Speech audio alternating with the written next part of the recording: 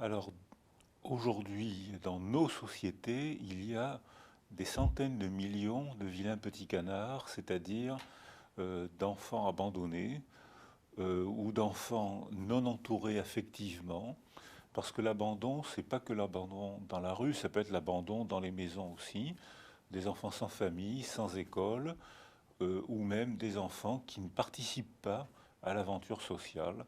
Donc ce sont des enfants délaissés par la société. La manque d'affectivité ou la maltraitance physique, psychologique, comment affecte-t-elle à le développement des enfants? Alors on parle beaucoup de la maltraitance sexuelle, qui est très rare. On parle beaucoup de la maltraitance physique, qui est moins rare. Mais la maltraitance la plus fréquente et celle qui abîme le plus le développement d'un enfant, c'est la carence affective. Un enfant qui est passé dans un isolement sensoriel, dans un isolement affectif, arrête tous ses développements. Et ces deux lobes préfrontaux s'atrophient et le rhinencéphale, la partie intérieure de chaque hémisphère, les cellules nerveuses explosent. C'est-à-dire qu'il y a une mort des neurones parce que l'enfant est en carence affective. Mais on n'en parle pas parce que c'est plus difficile à observer. C'est difficile d'observer un non-comportement.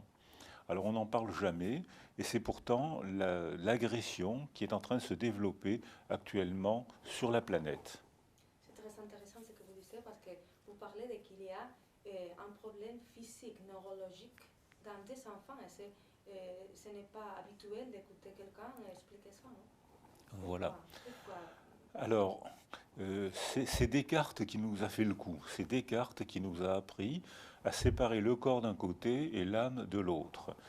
Et maintenant, avec les techniques de neurobiologie et surtout avec la technique de neuroimagerie, on se rend compte qu'un enfant qui est privé d'affection augmente toutes ses activités autocentrées, c'est-à-dire il ne s'intéresse pas au monde extérieur, il n'apprend pas à parler et tout événement devient pour lui un stress. Si vous lui souriez, il a peur. Si vous lui tendez la main, pour lui c'est comme une agression. Une banalité pour un enfant bien sécurisé, c'est une banalité. Pour un enfant qui n'a pas d'enveloppe affective, c'est une agression. Il a peur de tout. Et quand il a peur de tout, ses glandes surrénales sécrètent beaucoup de cortisone. Et la cortisone, dans les cellules nerveuses, rentre dans les cellules nerveuses et les fait éclater. C'est-à-dire que pour tenir un raisonnement comme celui que je vous propose, il faut être à la fois neurologue et psychologue.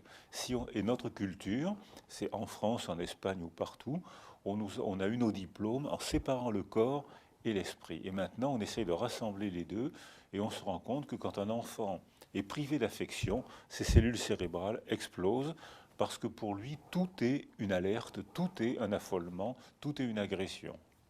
Mais pourtant, il existe la capacité de surmonter tout ça, non? Et c'est quoi la résilience que vous avez écrit beaucoup sur ça? Et pourtant, on peut surmonter ces épreuves, mais il y a des conditions pour surmonter ces épreuves.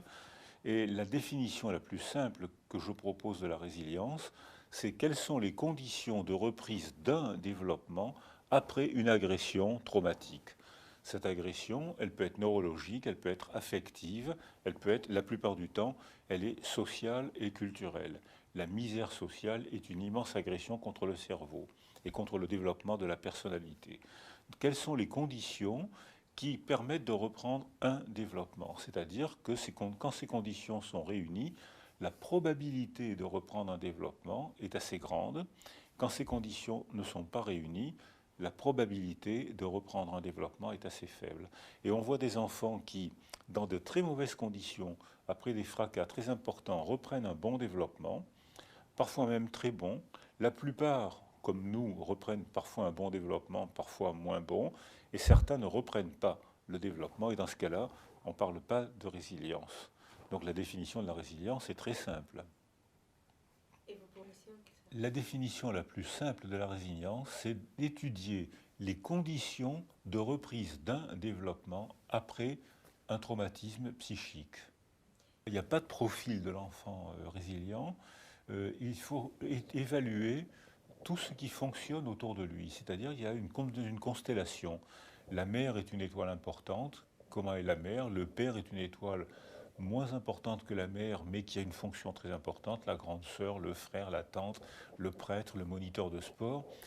Quelle est la constellation qui entoure un enfant? Si une étoile s'éteint, si la mère déprime ou si la mère tombe malade ou meurt, quelles sont les autres étoiles qui fonctionnent encore et qui permettront à l'enfant de reprendre un développement? Donc on analyse toutes les conditions de l'enfant, autour de l'enfant et dans l'enfant, de façon à voir s'il a une probabilité de se développer. Et vous avez dit que les enfants avaient beaucoup de résilience que d'autres. Pourquoi il y a des enfants qui sont plus résilients que d'autres enfants? Alors, non, on ne peut pas dire qu'un enfant est plus résilient qu'un autre, mais on peut dire que lorsque autour d'un enfant, les conditions de la résilience sont nombreuses, l'enfant aura une probabilité de développer un processus de résilience. C'est-à-dire qu'il faut 3 chapitres. Il faut étudier quelles sont les conditions internes. Si un enfant a acquis un attachement confiant, un attachement sécure, il aura facilement tendance à parler, il pourra mentaliser, il pourra aller chercher un substitut affectif en cas de malheur. C'est un point fort qui est dans la personne. Il faut chercher autour de la personne s'il y a encore un peu de famille, si la culture stigmatise l'enfant en disant c'est un orphelin, les orphelins n'ont pas de valeur, ou après ce qui lui est arrivé, il ne pourra jamais s'en sortir. Alors là, il n'y a pas beaucoup de probabilité de résilience. En revanche, si la famille, le quartier, la culture entoure bien, supporte bien, soutient bien l'enfant, il aura une probabilité de résilience encore plus grande. Et le troisième chapitre, c'est quelle est la signification qu'il attribue à la blessure, au traumatisme. Par exemple, si une agression sexuelle, si l'agression sexuelle était en dehors de la famille, et si l'enfant est bien soutenu, il sera blessé, mais la possibilité de résilience sera grande. En revanche, si l'enfant est agressé par quelqu'un dans la famille, non seulement il y aura l'agression sexuelle, mais il y aura en plus la trahison. Et très souvent, la famille ne veut pas croire l'enfant. Et là, la possibilité de résilience sera mauvaise. Parce que même si l'enfant est blessé, s'il n'y a pas de soutien autour de lui, il aura du mal à reprendre un développement. Donc on analyse tous ces facteurs et puis on essaye, ça permet de donner une probabilité. Et quels sont les mécanismes que l'enfant résilient met en place pour surmonter? Alors nous, on a gardé l'anglicisme pour dire un attachement sécure, c'est-à-dire que l'enfant a confiance en lui, même quand il est tout petit, à 2 ans, 3 ans. Donc si un malheur arrive, l'enfant est malheureux, mais il va chercher un substitut affectif. Il va chercher une tante, il va chercher un père, il va parler. Si on lui pose des questions, comme il a confiance en lui, il va chercher à réfléchir, il va mentaliser. Surtout si l'enfant a acquis un attachement sécure, il va chercher à imaginer, il va se réfugier dans la rêverie. Et on sait que, par exemple, que parmi les enfants résilients, il y a un nombre très élevé d'écrivains, de cinéastes, de peintres, parce que c'est dans le refuge, dans l'imaginaire, qu'ils ont pu supporter l'horreur du réel. Le réel me torture, mais là, il y a un lieu de beauté que personne ne pourra me prendre. Et ils s'entraînent, ils se défendent là, et ils préparent leur apprentissage de futurs écrivains. Ils commencent à l'âge de 8 ans, très tôt. Alors ça, c'est un point fort qui est dans l'enfant. Mais la plupart du temps, c'est le soutien qui est autour de l'enfant qui permet de l'aider à reprendre un processus résilience, mais parfois il y a des familles où c'est pas possible, et il y a des cultures qui empêchent la résilience. Un enfant qui n'a pas de famille, c'est un enfant sans valeur, on s'en occupe pas. Si une culture a un mythe comme ça, le processus de résilience sera difficile. Vous avez parlé aussi de l'altruisme dans les victimes de maltraitance, par exemple. Non?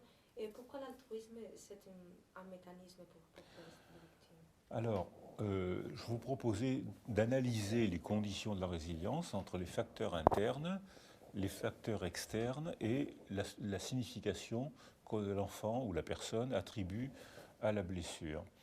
Dans les mécanismes de défense psychologique qu'il y a à l'intérieur de chacun d'entre nous, il y a 3 types de mécanismes de défense. Les mécanismes de défense négatifs, je vous en veux, je ne vous parle pas, je souffre tout seul en cachette, ça c'est négatif. Dans les mécanismes de défense momentanément acceptables, c'est le déni. C'est pas grave tout ça. Ben si, c'est grave. Mais j'en parle pas, allez, c'est fini. Ben non, c'est pas fini. Mais les gens se défendent comme ça. Et parmi les mécanismes de défense les plus positifs, il y a l'altruisme, la mentalisation, la rage de comprendre, l'humour et la créativité. Alors l'altruisme, on se rend compte que les bébés blessés, très souvent, s'intéressent aux autres. C'est-à-dire qu'un enfant qui a eu faim partage sa nourriture avec un voisin. Et on constate par exemple qu'après une catastrophe naturelle, les enfants mûrissent extrêmement vite. En 2 ou 3 jours, on voit des enfants qui étaient des gros bébés, des gros nourrissons. En 2 ou 3 jours, ils s'occupent de la maison, ils font les papiers, ils font les courses, ils aident leurs parents très très rapidement. Donc cet altruisme-là, ça permet de garder des liens affectifs. C'est-à-dire que si je suis altruiste, je vais chercher à vous aider parce que j'ai été blessé. Je vois que vous êtes blessé, donc je sais ce que vous sentez, donc je me sens proche de vous. Donc je vais chercher à vous aider, on va tisser un lien, je vais chercher à vous comprendre, on va se mettre à parler et on va chercher des solutions. Donc l'altruisme est un précieux facteur de résilience, mais parfois c'est un facteur qui coûte très cher. Et beaucoup de psychologues ont été des anciens enfants blessés. Et ils ont surmonté en devenant psychologues. Et, et quand ils sont psychologues, très souvent, certains parmi eux donnent trop. Et ils se dépersonnalisent. Et on arrive parfois à des difficultés d'angoisse ou de dépression, d'épuisement. En France, maintenant, on appelle ça le burn-out. Quand j'étais étudiant, on disait dépression, d'épuisement, ça n'a eu aucun succès. Et maintenant qu'on dit burn-out, comme les Anglais ou les Américains, ça a beaucoup de succès. C'est la même chose. Et le problème, c'est que beaucoup de psychologues ou beaucoup de gens sont trop altruistes au point de se dépersonnaliser. Donc si on n'est pas altruiste, on est tout seul. On ne peut pas être résilient. Mais si on est trop altruiste, on peut se dépersonnaliser ou se provoquer une dépression d'épuisement. Donc la solution, c'est de s'intéresser aux autres grâce à l'empathie. Je m'intéresse à ce qui vous est arrivé, je me représente vos représentations, je cherche à parler avec vous, à comprendre, et on va tous les deux écrire une pièce de théâtre qui va nous unir, qui va faire nous socialiser. Alors ça, c'est un facteur de résilience précieux. La souffrance peut être positive. Alors, je pense qu'on n'a pas le choix. Est-ce que vous pouvez me dire une seule personne qui n'aurait jamais souffert? Vous ne pouvez pas. Alors, moi, je peux. Il y a en France des lobotomies, c'est-à-dire des zones du cerveau qui sont coupées. Ce n'est pas les médecins qui font ces lobotomies, c'est les accidents de voiture. Et quand on fait les scanners, on voit très souvent que ce qu'on appelle l'amygdale rhinencéphalique, c'est-à-dire que à la base du cerveau des émotions, en avant, il y a une amygdale. Et quand les gens se tapent la tête au cours d'un accident de voiture, l'an dernier en France, il y a eu 2800 lobotomies où le sang se met dans cette amygdale et quand le sang se résorbe, il y a un trou à la place. Les gens sont totalement indifférents. Ils n'ont plus ni plaisir, ni malheur, ni souffrance. Ils se moquent de la souffrance des autres, ils se moquent de leur souffrance. Et qu'est-ce qu'ils disent, ces gens-là? Ils disent « je regrette l'époque où je souffrais, au moins j'étais vivant ». Donc on n'a pas le choix. On a tous notre part de souffrance. Mais nos réactions face à la souffrance ne sont pas les mêmes. Il y a des gens qui vont amplifier la souffrance. C'est de votre faute si je souffre, ça augmente la souffrance. Je suis tout seul, personne ne m'aide, c'est de votre faute. Ça augmente la souffrance. Il y a des gens qui se serrent entre eux-mêmes, qui se referment, ça augmente aussi la souffrance. Et la troisième catégorie, c'est les gens qui font quelque chose de leur souffrance. Je vais chercher à vous aider parce que je vois que vous souffrez, moi je sais ce que c'est. J'ai souffert moi aussi, je vais chercher à vous aider. Et je fais de ma souffrance un lien. Je vais chercher à comprendre ma souffrance, et je vais devenir psychologue ou psychiatre ou écrivain. Ou artiste. Je ne peux pas vous raconter ce qui m'est arrivé parce que ça me gêne, par pudeur, j'ai du mal à vous raconter ce qui m'est arrivé. Et si je vous raconte ce qui m'est arrivé, ça va vous gêner aussi. Donc, ça ne fera pas de lien affectif, puisque vous allez partir si je vous raconte. Mais si j'écris un roman, si j'écris une pièce de théâtre, vous allez regarder, vous allez lire le roman, vous allez regarder la pièce de théâtre, et ensuite on va pouvoir en parler. Donc en psychologie, c'est ce qu'on appelle le détour par le tiers. Et l'œuvre d'art joue un rôle majeur. C'est-à-dire que ce que je ne peux pas vous dire, parce que je n'ai pas la force de le dire, et parce que vous n'avez pas la force de l'entendre, je peux le mettre en scène sur une pièce de théâtre, dans un film ou dans un roman, et on parlera tous les deux de la pièce de théâtre, du film et du roman. On ira le voir ensemble, on aura un lien, on s'expliquera, je ne me sentirai pas seul au monde, mais j'aurai fait quelque chose de ma souffrance. Donc la souffrance serait un chemin pour arriver au bonheur. Alors, est-ce que la souffrance n'est probablement pas un chemin pour arriver au bonheur, puisque quand on souffre, mais on n'est pas soumis à la souffrance. Et en plus, le bonheur, c'est une notion difficile parce qu'elle est très hétérogène. On peut avoir des bonheurs sans objet. Si je vous donne de la morphine, si je vous donne certaines substances chimiques, vous allez être très heureuse, alors que rien n'aura changé, ni dans votre histoire, ni dans votre famille, ni dans votre société. Vous allez avoir une extase euphorique, alors que rien n'aura changé. À l'inverse, je peux vous donner des substances qui vont provoquer un malheur sans objet. Rien n'aura changé en vous ni autour de vous et vous allez être malheureuse, malheureuse.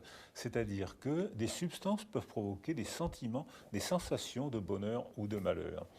Alors, le bonheur, je pense que c'est une notion qui a toujours travaillé les hommes depuis les Grecs anciens. Saint-Just, à la Révolution française, a été le premier à dire que c'était à la société d'organiser le bonheur des individus qui vivaient dans cette société, et ça a donné les utopies les plus meurtrières de l'histoire humaine, puisque ces utopies-là, les utopies du bonheur, ont rendu malheureux des millions, des centaines de millions de personnes.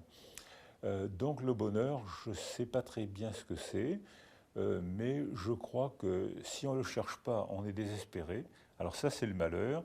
Mais je crois qu'on peut ne pas se soumettre à la difficulté de la vie et on peut métamorphoser la souffrance en œuvre d'art. Et ça, c'est un moment heureux. Ce n'est pas la souffrance qui nous rend heureux, c'est la victoire contre la souffrance. C'est la métamorphose de la souffrance en œuvre d'art, et c'est l'œuvre d'art qui nous rend heureux, ce n'est pas la souffrance. En parlant de l'art, des artistes, dans Les Petits Vilains Canards, vous parlez de Barbara, de le choix de Barbara, comme elle a été résiliente et quelle a été sa victoire. Vous pouvez nous résumer cette cas qui est très, très rappelée pour les gens qui ont lu votre livre? Barbara a eu une enfance terrifiante. Elle a été agressée sexuellement par son père et quand elle a décidé de se défendre, elle a été au commissariat pour déposer plainte. Et le policier lui a dit « Vous avez 15 ans, vous n'êtes pas majeur, pour déposer plainte, revenez demain avec votre père. » Donc la loi était absurde. Ensuite, comme elle était juive, elle a été persécutée par la Gestapo et elle a dû s'enfuir à travers l'Europe. Et elle a été terriblement malheureuse parce qu'elle était seule, c'est-à-dire qu'elle avait un attachement sécure, mais elle n'avait aucun soutien autour d'elle. Donc elle a été très seule, elle a déprimé, elle a été très très mal, jusqu'au jour où elle a découvert l'œuvre d'art, la chanson. Et elle s'est mise à raconter sa souffrance, mais au lieu de la raconter réellement, ça aurait été obscène, vous n'auriez pas supporté d'entendre ça. Elle l'a raconté de manière supportable, c'est-à-dire qu'elle en a fait une poésie et elle l'a mise en chanson. Et ces chansons sont belles et émouvantes. Donc elle a pu s'exprimer, elle a pu devenir une artiste et elle a pu reprendre sa place dans la condition humaine et elle a eu beaucoup d'amis grâce à la chanson.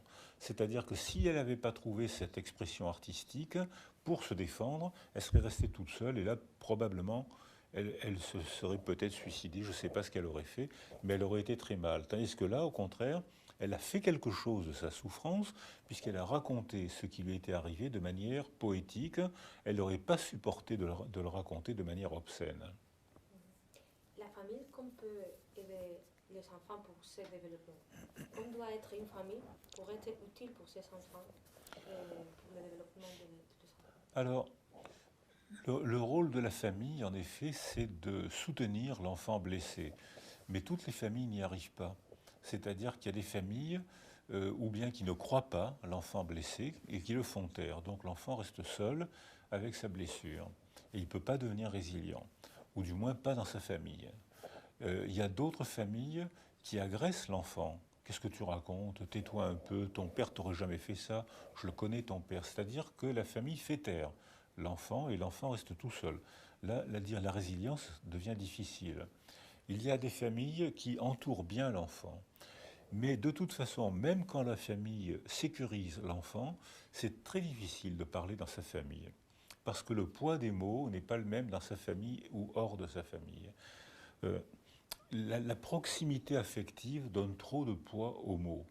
Si ma boulangère me dit Monsieur Cyrulnik, je vous aime pas, je vais dire tiens, elle est bizarre celle-là, et puis je vais dire elle ne sait pas ce qu'elle perd. C'est-à-dire que je vais me défendre. Si ma femme et mes enfants me disent la même phrase, là je vais souffrir. Parce que c'est les mêmes mots, mais le poids de l'affectivité n'est pas du tout le même. Donc c'est pas toujours dans les familles qu'on parle le mieux, mais c'est dans les familles qu'on a un soutien affectif, même s'il n'y a pas de parole. Je sais que ma mère, je sais que je peux compter dessus, mon père, ils sont là, ça me sécurise. Mais parfois la famille déprime avec le blessé. Et dans ce cas-là, le blessé n'a pas de base de sécurité. Il a au contraire une base d'insécurité. Et si ma famille déprime avec moi, elle ne va pas m'aider. Si ma famille ne me croit pas, elle va m'enfoncer au contraire. Donc c'est la nécessité d'avoir un soutien affectif dans la famille si ça marche bien, avec les amis, avec le groupe social ou avec un psychologue si c'est difficile. Mais ce n'est pas toujours dans la famille que c'est le plus facile. La famille d'accueil. Qu'est-ce qu'il doit faire pour bien travailler avec ses enfants? Alors, la plupart des familles d'accueil ont beaucoup de talent et savent entourer ses enfants. Et quand on a travaillé avec les enfants abandonnés, on s'est rendu compte que ces familles d'accueil sauvaient un grand nombre de ces enfants. Mais il y a des familles d'accueil qui ne savent pas le faire. Il y a des familles d'accueil qui parfois sont méchantes avec les enfants et enfoncent et font souffrir encore plus ces enfants. Donc je pense que ce qui compte, c'est la personnalité de la famille d'accueil et c'est la transaction que l'enfant blessé passe avec la famille d'accueil. Par exemple, je connais un exemple. Euh, un enfant, un petit garçon, se développe très bien avec une gentille famille. Et puis, cette famille est ouverte et a beaucoup d'amis. Et puis un jour arrive la tragédie, le père et la mère se tuent dans un accident de voiture. Et l'enfant est adopté par des amis qu'il aimait bien. Donc l'enfant a un attachement sécure, la famille d'accueil est très gentille et très sympathique, et pourtant ça se passe mal. Parce que la signification que l'enfant attribue à cet accueil, il dit « je ne peux pas aimer mon père d'accueil ou ma mère d'accueil, ils sont gentils, et pourtant je ne peux pas les aimer, parce que si je les aime, je trahis mon père et ma mère. Donc je serai un traître d'aimer ces gens-là, mais je reconnais qu'ils sont gentils, mais je m'efforce d'être méchant avec eux, parce que sinon je ne veux pas trahir mon père et ma mère. Donc il y a les trois facteurs.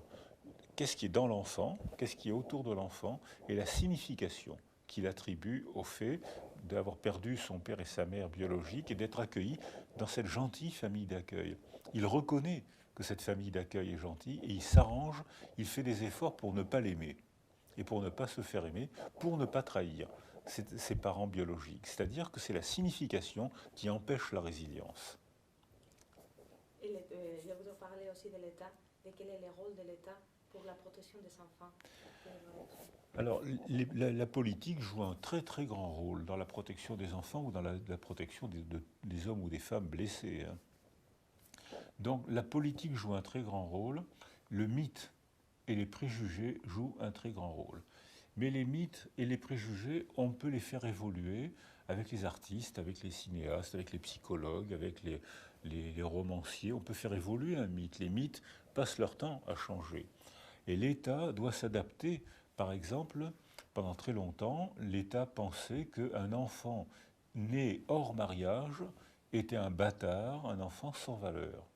Donc ces enfants-là étaient orientés vers les métiers de la bataille. On en faisait des guerriers, on en faisait des soldats, et on disait, vous voyez ces enfants, ils ne peuvent pas se vivre normalement, ils sont méchants, ils sont bagarreurs. En fait, c'est la société qui les avait rendus comme ça, parce qu'ils étaient nés hors mariage, et parce que l'Église pensait que seuls les enfants nés dans le mariage avaient été les enfants qui avaient de la valeur.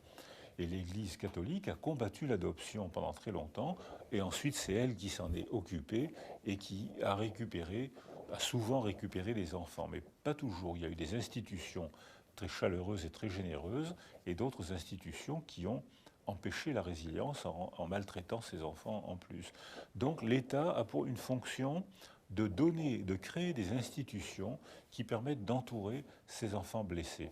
Mais l'État ne le fera que si on lui dit que c'est possible de récupérer ses enfants. Et c'est la fonction des théories de la résilience de dire, si on analyse les conditions de reprise de développement, on va récupérer un grand nombre de ces enfants blessés, et si on abandonne ces enfants, on va en orienter un grand nombre vers le malheur et vers la délinquance. Parce qu'un enfant qui a vécu la maltraitance de ses parents, par exemple, il ne sera nécessairement violent ou négligent. Alors ça, voilà, le préjugé, c'est de dire qu'un enfant qui a été abandonné abandonnera ses enfants, un enfant qui a été maltraité maltraitera ses enfants. C'est un préjugé. Parce que quand on fait des études de population, on se rend compte que à peu près 10% de ces enfants qui ont été maltraités deviennent des parents maltraitants. C'est-à-dire que c'est beaucoup plus que la population générale où la maltraitance physique est inférieure à 1%. Donc c'est 10 fois plus, c'est 10 ou 20 fois plus que la population générale. Mais en disant ça, je ne parle pas des 90% d'enfants qui ont été maltraités et qui ne répéteront jamais la maltraitance. Et ceux-là, ils n'entreront pas dans les statistiques puisqu'on ne les voit jamais, ils vont bien. Ils se débrouillent avec leurs femmes, avec leurs maris et leurs amis, ils se débrouillent bien, donc on ne les voit pas. Ils n'entrent pas dans les statistiques. Et ceux qui rentrent dans la statistique, c'est en effet ceux qui ont été maltraités et qui répètent la maltraitance, mais ils ne font que 10% de la population. Donc il y a un espoir pour les enfants qui ont souffert. Ah, il y a un grand espoir et beaucoup de travail à faire. Jusqu'à quel âge et nous pouvons dire qu'un enfant, ce n'est pas possible de récupérer ou il n'y a pas un âge? Oh ben, la résilience devient beaucoup plus difficile après l'âge de 120-130 ans. Là, ça devient très difficile. Là, ça devient beaucoup plus difficile. Mais tant qu'on n'est pas à cet âge-là, je dirige un groupe qui s'appelle Résilience et vieillissement. Et même dans les maladies d'Alzheimer, on voit que si on organise l'enveloppe affective autour des maladies d'Alzheimer, on voit qu'ils vont mieux. Ils ne guérissent pas, on ne les guérit pas, mais ils vont mieux. Ils souffrent moins et leur famille souffre moins avec eux. Parce que dans une famille, quand il y a une maladie d'Alzheimer, dans la famille, il y a 4 fois plus de dépression que dans la population générale. Tellement c'est difficile de vivre avec une mère qui a un Alzheimer ou un père qui a un Alzheimer. Alors quand on applique les processus de résilience avec la famille ou avec les soignants, on se rend compte que les symptômes de la maladie sont beaucoup moins importants. Les lésions sont les mêmes, mais les symptômes sont beaucoup moins importants. On ne guérit pas la maladie, mais les gens sont beaucoup moins malheureux. Pourquoi certains parents maltraitent leurs enfants? Quelle est la motivation de ne pas bien traiter les enfants qui sont des enfants? Alors, moi je dirais qu'il n'y a pas de motivation à maltraiter ses enfants. Je crois qu'il y a des pulsions mal contrôlées par le parent. C'est-à-dire que le père, les hommes et les femmes, là il y a la parité. Les hommes et les femmes qui maltraitent, c'est 50% et 50%. Et je pense que c'est rare qu'il y ait l'intention de faire souffrir l'enfant. Ça existe, mais c'est très rare. La plupart du temps, c'est une absence de représentation du monde de l'enfant. Et les parents maltraitants sont soumis à leur pulsion. Ils ne les contrôlent pas. Les enfants m'énervent et je ne sais pas contrôler ma pulsion. Et c'est lui qui a commencé. C'est lui qui m'énerve. Donc je le maltraite parce que c'est lui qui a commencé, je me défends. La plupart des parents maltraitants disent qu'ils ne font que se défendre contre la maltraitance de l'enfant. Ils disent que c'est l'enfant qui a commencé. Donc c'est peut-être pas une motivation. Il peut y avoir des motivations, mais ce n'est pas des motivations à la maltraitance. Par exemple, certains pères veulent durcir leurs enfants pour les entraîner à la vie.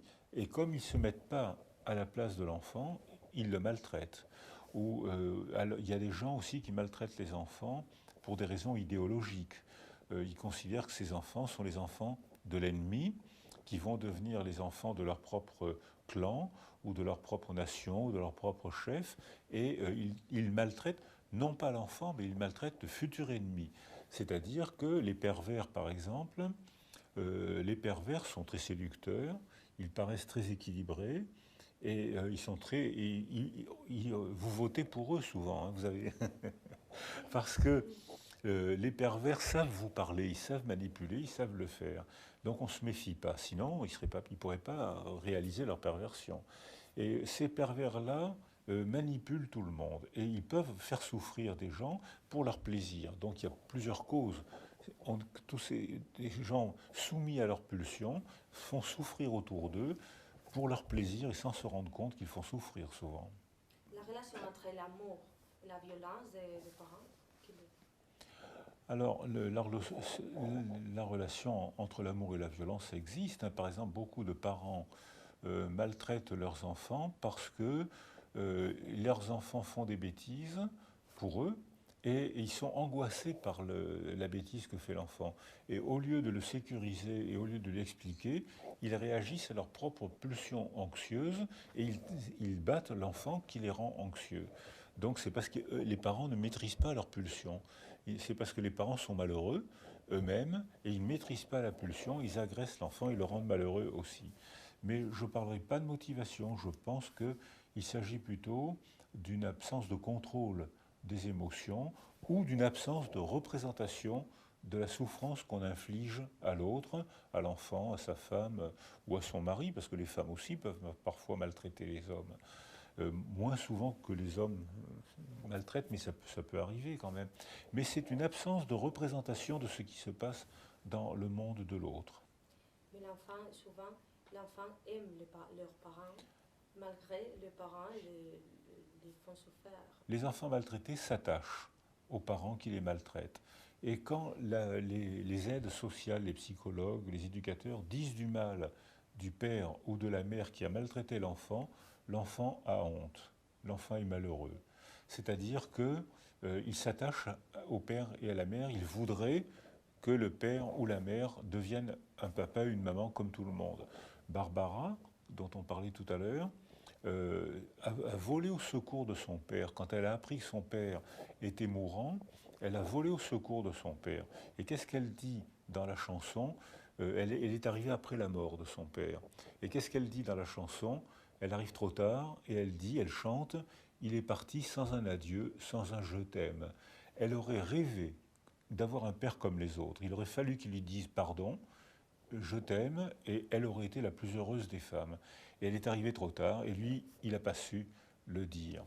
Donc, ces enfants s'attachent quand même aux parents maltraitants, parce qu'ils espèrent avoir un parent parfait. Et puis aussi parce que le parent maltraitant n'est pas toujours maltraitant. Par exemple, j'ai connu un garçon que la mère maltraitait de manière invraisemblable. Et elle l'enfermait dans un placard et elle partait pendant 2-3 jours. Elle ne lui donnait pas à manger, elle le battait, elle l'attachait. C'était une immense maltraitance.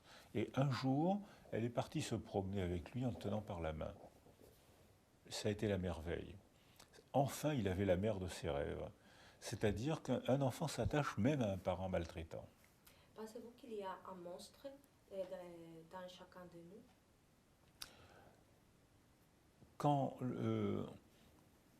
Je pense que tout le monde peut faire du mal à l'autre sans se rendre compte, hein, ou comme un parent maltraitant, sans maîtriser sa pulsion, ou pour se défendre.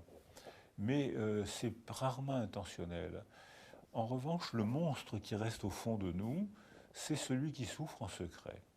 Si je souffre en secret, et si je n'ai pas de possibilité de me calmer, si je n'ai pas de possibilité de parler, ou d'écrire un roman, ou d'en faire une œuvre d'art, je vais souffrir, je vais me taire, je vais me verrouiller le monstre qui est en fond de moi, et un jour je vais être fatigué, ou vous allez m'énerver et je ne vais pas contrôler. Et là, le monstre va surgir contre vous. Mais ce n'est pas intentionnel, c'est parce que je ne suis pas bien, je ne me suis pas bien défendu, c'est parce que je n'ai pas assez travaillé mon processus de résilience. Si je l'avais travaillé, je serais devenu altruiste, je me serais préservé, j'aurais appris à parler, j'aurais appris à mentaliser, à comprendre, j'aurais appris à chanter si je sais chanter, à faire une œuvre d'art, j'aurais fait quelque chose de ma souffrance et le monstre se serait évadé. Il n'existerait pas. En revanche, si vous me faites taire, si ma culture me fait taire, en disant par exemple, avec ce qui t'est arrivé, tu es perdu, tu ne pourras jamais t'en sortir. On va te donner une petite pension, tais-toi, tu ne fais pas d'études, n'apprends pas un métier, tu n'en es pas capable. Si ma culture, ma famille ou ma culture me fait taire, je vais souffrir, je vais me crisper sur moi-même et un jour le monstre pourra exploser. Pensez-vous que l'enfance est bien protégée? Les enfants sont bien protégés dans notre société? Nos enfants sont mieux protégés qu'avant sur le plan matériel. La mort des enfants est beaucoup plus rare. Jusqu'au XIXe siècle, un enfant sur deux mourait dans la première année. Jusqu'à la découverte de Semmelweis, c'est le médecin hongrois qui a découvert la prophylaxie de l'accouchement en 1850. Les femmes mouraient en moyenne à 36 ans. Elles mouraient généralement en couche à 36 ans. L'espérance de vie des femmes était très brève. Elles avaient 13 grossesses. Elles mettaient au monde 7 enfants et ça donnait un peu moins de 4 adultes. C'est-à-dire que les femmes mouraient très jeunes et elles ne connaissaient que la vie qu'elles donnaient et la mort. C'était la vie des femmes. Et lorsque la vie a changé, à ce moment-là, les femmes se sont épanouies et la violence physique a beaucoup diminué.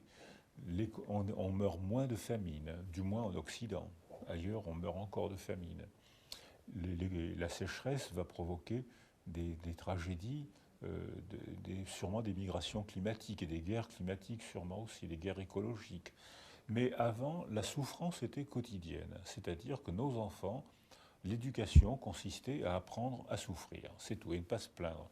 Les garçons devaient ne pas se plaindre, sinon ce n'étaient pas des hommes. Les femmes devaient apprendre à accoucher dans la douleur, sinon elles ne pourraient pas aimer leurs enfants. Donc la souffrance baignait la vie quotidienne, et on mourait très jeune, les femmes et les enfants surtout. Les hommes mouraient plus vieux, les sénateurs romains, les squelettes des sénateurs romains avaient entre 45 et 50 ans. Et après, il n'y avait presque plus de squelettes, sauf les grands bourgeois, les aristocrates qui, eux, avaient la même espérance de vie qu'aujourd'hui. Mais c'était 2% de la population. Donc la souffrance matérielle, nos enfants souffrent moins de la souffrance matérielle. Mais je crois qu'ils souffrent plus de la souffrance psychologique. Parce que, ou bien, ils sont moins entourés qu'avant. Avant, il y avait toujours un groupe de femmes, un groupe d'hommes et un groupe d'enfants qui les entouraient. Ils jouaient, ils apprenaient tout le temps. Et maintenant, ils sont contraints ou bien par l'école ou bien par la solitude à la maison. Donc je pense que nos enfants physiquement et intellectuellement sont mieux qu'avant, mais moralement, je crois qu'ils sont plus fragiles qu'avant. Et les gens avec lesquels nous parlons en tant que nous faisons ce documentaire, pour les gens, est très surprenant de savoir qu'il y a des enfants qui souffrent ici, chez nous, pas dans le troisième monde, mais ici, chez nous. Pourquoi pensez-vous qu'il existe cette réaction contraire à penser que les enfants souffrent ici? Je pense que les parents souvent ignorent la souffrance de leurs enfants parce qu'on a tous ce qu'on appelle l'amnésie enfantine, c'est-à-dire qu'on a tous oublié ce qui nous est arrivé dans les premières années de notre vie. De plus, la mémoire, ce n'est pas le retour du passé. La mémoire, c'est la représentation de notre passé. C'est-à-dire qu'on se fait un récit de ce qu'on imagine de notre propre passé. Et on appelle ça le vert paradis de l'enfance. Et beaucoup d'écrivains disent, le premier qui dit que le plus bel âge, c'est l'âge de 20 ans, je le tue. C'est-à-dire que c'est l'âge des intenses émotions, d'amour, de souffrance, de déception et de rêves déçus. Et nos enfants ont une vitalité qui nous font croire, parce qu'on a besoin, on a envie de le croire, que nos enfants sont tout le temps heureux, parce qu'en effet, on voudrait qu'ils soient tout le temps heureux et on fait des efforts pour les rendre heureux. Et en fait, ils souffrent, ils sont heureux souvent, matériellement, ils se développent mieux qu'avant, et psychologiquement, ils sont moins entourés qu'avant. Et que la mère, le père ne peuvent pas l'entourer tout le temps. Puis même si c'est qu'une seule personne qui entourait les enfants, ça se transformerait en prison affective. Alors qu'avant, c'était un groupe de femmes, un groupe d'enfants et un groupe d'hommes. Il y avait beaucoup de vie autour d'eux. Chez les Indiens encore aujourd'hui, les enfants sont très bien entourés. Les adultes sont d'une pauvreté incroyable. Et les enfants courent partout et tout le village se sent parent des enfants. Tout le monde peut intervenir. Un adulte, une femme, un homme peut intervenir. C'est son enfant. Il peut le gronder si l'enfant fait une bêtise. Il peut le soigner si l'enfant se fait mal. Il peut le sécuriser si l'enfant a peur. Tout le monde est parent des enfants. Les enfants sont constamment entourés, dynamisés par des jeux ou par des lois aussi. Tu peux pas tout te permettre. Or, dans notre société, les enfants sont souvent gardés par la télévision et par un frigidaire. Et ça, c'est pas une relation humaine. Donc, ils aiment bien la télé, ils aiment bien le frigidaire, mais ce n'est pas une relation humaine. C'est pas ce qui leur apprend les rituels d'interaction. On ne peut pas parler n'importe comment, on ne peut pas tout se permettre, il faut des rituels. Et ça, notre société ne l'apprend plus à nos enfants. Le futur, ce n'est pas sûr que nous changerons. Ça ressemble que nous continuerons dans ce chemin de laisser les enfants avec la télévision et avec le frigidaire. Alors, je pense que la culture change tout le temps. Tous les 10 ans, la culture change. Vous ne savez pas, vous venez de naître, donc vous ne pouvez pas savoir. Vous ne pouvez pas encore savoir, mais la culture change tous les 10 ans et tous les 10 kilomètres. C'est-à-dire que la culture, c'est un bouillonnement constant d'idées, de convictions, d'oppositions. Il faut écrire, il faut se convaincre, il faut se... Alors, la culture change tout le temps, donc ce qui est une valeur pour nous aujourd'hui, peut-être ne sera pas une valeur pour nos propres enfants. Nous-mêmes, on a contesté nos parents. Le rôle des adolescents, c'est de faire évoluer la culture. Et une culture qui n'évolue pas devient une culture morte, une culture pétrifiée. Il y a eu des cultures, la plupart des cultures se sont rigidifiées au point que quand l'environnement changeait, la culture entière disparaissait. Et toutes les cultures se sont effondrées les unes après les autres parce qu'elles étaient trop rigides. Et les cultures qui vivent sont les cultures qui changent. Et si une culture change, ben, il y a des conflits tout le temps. Il faut se convaincre, on n'est pas d'accord. Et ça fait partie de l'aventure culturelle. Donc, pour l'instant, beaucoup de nos enfants dans les pays riches sont gardés par la télévision et le frigidaire. Mais peut-être qu'on trouvera des solutions plus humaines pour les enfants qui vont venir maintenant. Vous êtes très optimiste. Je suis optimiste parce que je pense qu'on court à la catastrophe. C'est-à-dire que toutes les évolutions se font par catastrophe. La catastrophe, c'est une coupure et on reprend une autre forme de vie. Et que si on était tous des adultes, on pourrait prendre conscience et discuter et évoluer sans catastrophe, ce qu'on fait parfois. Mais la plupart du temps, il faut arriver à la catastrophe pour penser une autre manière de vivre socialement, une autre manière de vivre ensemble. Donc les évolutions se font par catastrophe, mais après la catastrophe, une autre forme de vie apparaît.